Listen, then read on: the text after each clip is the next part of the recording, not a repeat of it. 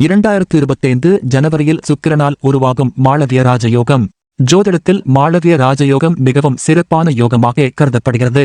இந்த யோகம் சுக்கிரன் மூலம் உருவாகும், அதாவது ஆடம்பரத்தையும் செல்வத்தையும் குறிக்கோளாக கொண்ட கிரகமான சுக்கிரனின் நிலைகளால் உருவாகும் யோகம். ஜாதகத்தின் கேந்திர ஸ்தானங்களில் 1, 4, 7, 10 சுக்கிரன் நீச்சமாக இல்லாமல் உயர்வான நிலையிலோ சொந்த வீடிலோ மிகுந்த பலம் பெறும் இடத்திலோ இருந்தால் இந்த யோகம் உருவாகிறது. 2025ஆம் ஆண்டு ஜனவரியில் சுக்கிரன் மீன ராசியில் நுழையும். மீன ராசியில் சுக்கிரனுக்கு உயர்வான பலம் இருப்பதால் இதனால் மாளவிய ராஜயோகம் ஏற்படுகிறது.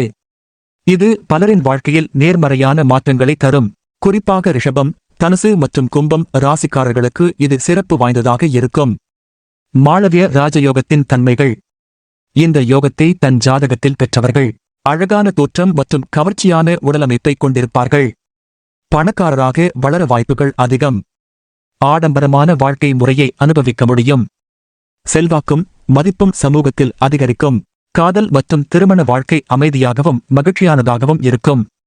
ராசி வாரியான மாளவிய ராஜயோகத்தின் பலன்கள். ரிஷப ராசி. சுக்கிரன் உங்கள் லக்னாதிபதி, அதனால் மாளவிய ராஜயோகத்தின் முழு பலனையும் நீங்கள் அனுபவிக்க வாய்ப்பு அதிகம். செல்வம், உங்கள் வருமானம் கணிசமாக உயரும். புதிய பண வாய்ப்புகள் கிடைக்கும். சொத்து, புதிய வீடு, நிலம் அல்லது வாகனத்தை வாங்குவது போல பெரிய மாற்றங்கள் நிகழும். முதலீடுகள், ஏற்கனவே செய்த முதலீடுகள் நல்ல லாபத்தை தரும். குடும்ப வாழ்வு, குடும்பத்தில் மகிழ்ச்சி அதிகரிக்கும். குழந்தைகளின் கல்வி மற்றும் வளர்ச்சி சிறப்பாக இருக்கும். ஆரோக்கியம், உடல் நலம் நிலை பெறும். சிறந்த பரிகாரம். வெள்ளிக்கிழமை அம்மனுக்கு பால், தயிர் அபிஷேகம் செய்யுங்கள். சுக்கிரனை வலுப்படுத்த வெள்ளி ஆபரணங்களை அணியலாம்.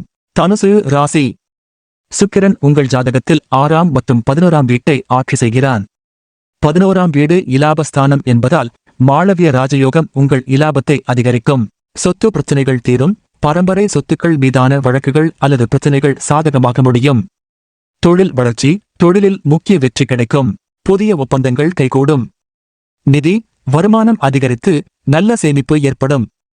வசதிகள், புதிய வாகனம் அல்லது சொத்து வாங்குவீர்கள்.